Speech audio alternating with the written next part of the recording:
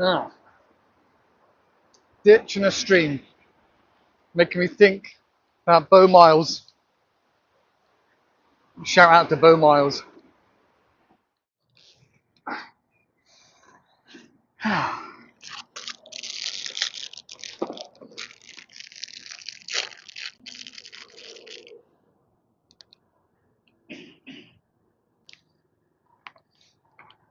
I was asked, what is success? And it made me think for a while. And I thought, it kind of depends on who you're talking to, I suppose. If you're talking to a royal princess, it might be that you're on the board of 10 different charities, raising millions to help those less well off than you. Now, maybe somebody like me might be a teacher in country in Asia, people that are even more worse off than me. Maybe helping children better their lives and getting a good education in English so they get better jobs. And believe me, in Asia, that is a thing. Or maybe if you're, say, I don't know, Richard Branson, maybe your vision of success might be disrupt a few different industries, have thousands of employees that love you, and make lots of money and change the world for people. That's maybe if you're Richard Branson. But building an empire isn't for everyone. So depends on your perspective of who you are, I suppose, and what you see as success.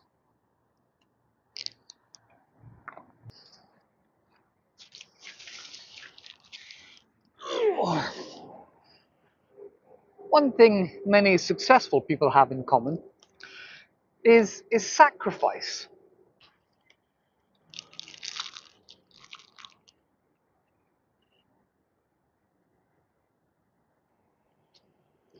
Sleeping on the sofa in the factory office for weeks and weeks and weeks.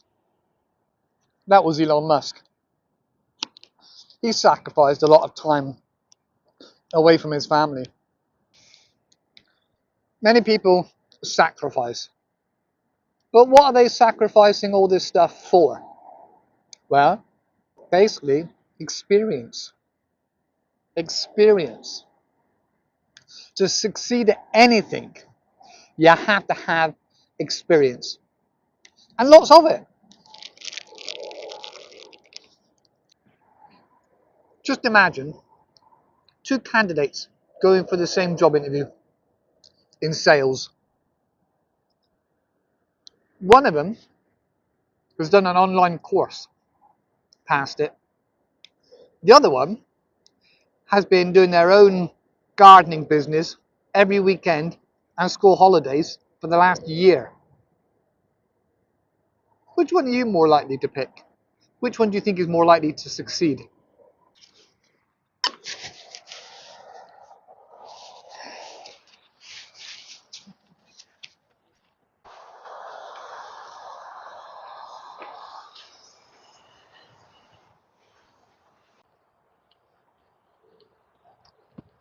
Ah, there's another life boy.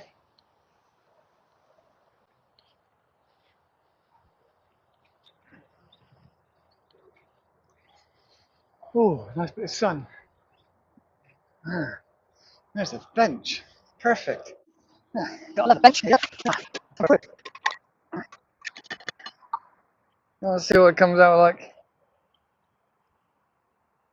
Perfect. Perfect cup of tea. Yeah. Okay, so the easy path that most people take is they leave school, bumble around for a couple of years, they choose a career, they get a job. Oh, that's still hot. They save up for a holiday, they have a great time, they save up for a house, they have some children, and then keep paying on the house. Save up for a Volkswagen camper van, go on some holidays. Kids to get to 20, 25, hopefully they move out. And then you can, you know, finish off paying for the rest of the house. Keep paying for the house and wait for grandkids. Enjoy your grandkids. Slow down at work. Prepare for retirement. Sorry, there's a beautiful butterfly just stopped right next to me.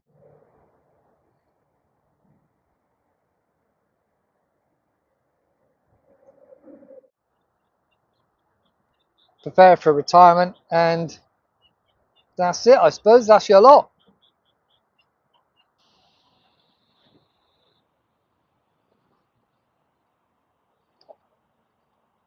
I guess I find it funny that we love to watch adventurers on TV, whether they're climbing a mountain, circumnavigating the globe, or going through the jungle, chopping their way through and sleeping under a primitive shelter. I find that really funny how we really enjoy to watch that.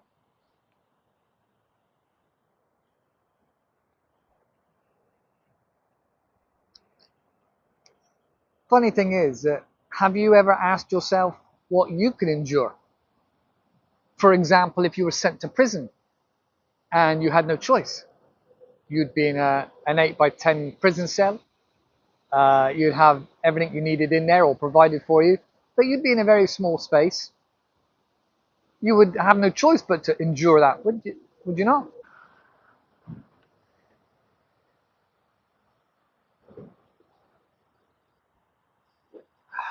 That's a good cup of tea, Paul. Good cup of tea. Let's crack on. Off we go.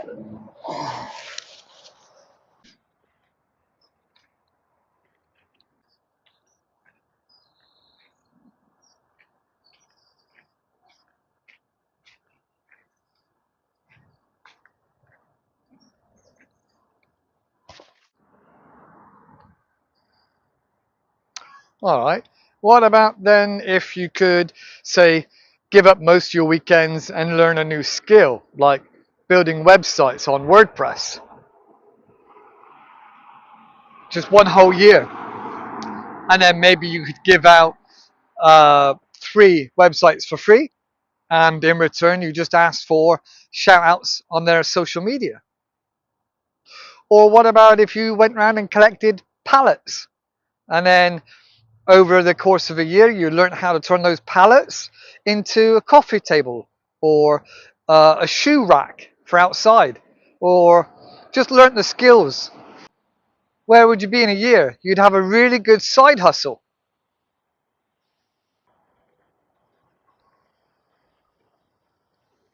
Taking a risk is worth it when 1 or 2 things pay off. One, if the idea doesn't take off and you've tried and you've gained a valuable experience. Number 2, the business does take off and you nurture it and look after it and it grows until it gets to the point where it's really valuable and you wanna sell it off and retire with all that time and with all that money to go wherever, travel and do whatever you want, or start a new project. It's up to you.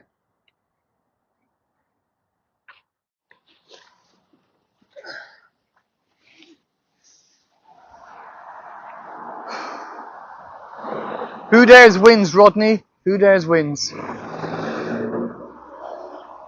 You don't have to risk your house or your life savings. Some help for business opportunities like Simon Squibb, lots of community initiatives, help from the banks, investors, angel investors, and all things like that. There's a lot of support out there. I want to share with you what I saw recently on an Instagram post, and it was a woman that had written a journal, and this was about her job, because she was of end of care or palliative care nurse. Anyway, in this post, she kept a journal of the last words that some of these people have said just before death. And she said, those that had no regrets were the ones that died peacefully. Those that were more relaxed and comfortable with death were because they had no regrets.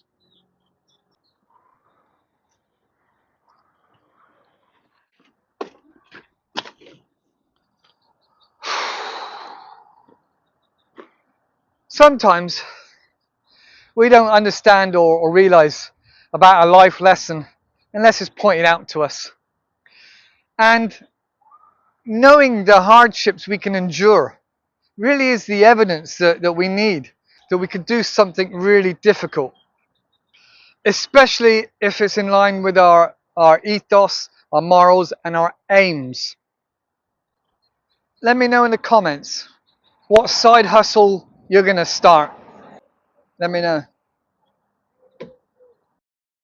All right? No problem, no problem.